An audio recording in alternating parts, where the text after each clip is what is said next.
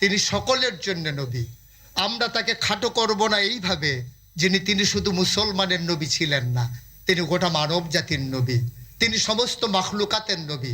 যেখানে আলহামদুলিল্লাহ রাব্বিল আলামিন, সেখানে নবী হচ্ছেন ওমা আরসালনাকা ইল্লা রাহমাতাল লিল আলামিন। আল্লাহ যখন সকল জায়গায় রব, নবী জয়গণ তখন সকল জায়গায় রহমত। আজকে মঞ্চে যারা, সামনে যারা, সবাই সে নবীর আদর্শকে বক্ষে ধারণ করে 56,000 বর্গ মাইলের এই বাংলাদেশকে, 18 কোটি মানুষের এই বাংলাদেশকে নবীর আদর্শে যখন আদর্শে উজ্জীবিত করতে চায়, যখন এই মানুষগুলো 24-এর সেই পরিবর্তনের পরে আবার মানুষগুলোকে নতুন করে সাজাতে চায়, তারা সাজাতে চায় নবীর আদর্শে। যেমন করে 1,500 বছর আগে নবী সাজিয়েছিলেন মক্কা মুকাররমায়, মদিনা মুনাওয়ারায়, আমরা বাংলাদেশকে সাজাতে চাই নবীর আদর্শে উজ্জীবিত হয়ে।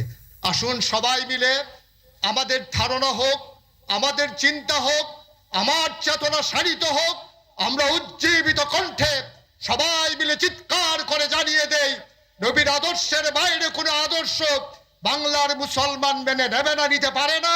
আর এই আদর্শ বাস্তবায়ন করার জন্য সকল জায়গায়, সকল সময়ে, সকল অবস্থানে যেমন করে আমরা ছিলাম, যেমন করে আমরা আছি, আমরাই যদি ভবিষ্যতে থাকবো ইনশাআল্লাহ। কখনো এই মাথা নত হতে পারে না। শির দিতে পারি, কিন্তু আমরা সে আমাবা বিক্রি করে দেব না। ইসরাবে রঙ্গ বুকু গুলিস্থা সমঝাহে তু আহে নাদন কক্ষকো আসিয়ান সমঝাহে তু। পাশ্চাত্যের সেই ধ্বজাধারী মানুষের কাছে নীতি বিক্রি করে দেব না। নীতি সেই অবিয় আদর্শ নিয়েই বেঁচে থাকতে চাই, যেমন করে অতীত পূর্বপুরুষেরা তারা আদর্শ নিয়েই দুনিয়া থেকে বিদায় হয়েছেন, আমরা এমন করেই বিদায় নিতে চাই। শেষে শুধু একথা বলে জাগিয়ে দিতে চাই, ঘুমিয়ে ঘুমিয়ে আর একটা মুহূর্ত কাটিয়ে দেওয়ার সময় নেই। সময় এসেছে একীভূত হওয়ার, সময় এসেছে ভেদাভেদ ভুলে সবাই এক পতাকা তলে এসে নিজে ঐক্যবদ্ধ পাঞ্জা লড়ার, জানিয়ে দেওয়ার সময় এসেছে। ঘুমিয়ে ঘুমিয়ে আর নয়। কবি ফররুখ যেমন করে জানিয়েছিলেন, কত যে আধার পর্দা পাড়ায়, ভোর হলো জানি না তা, নারঙ্গী বনে কাঁপছে সবুজ পাতা।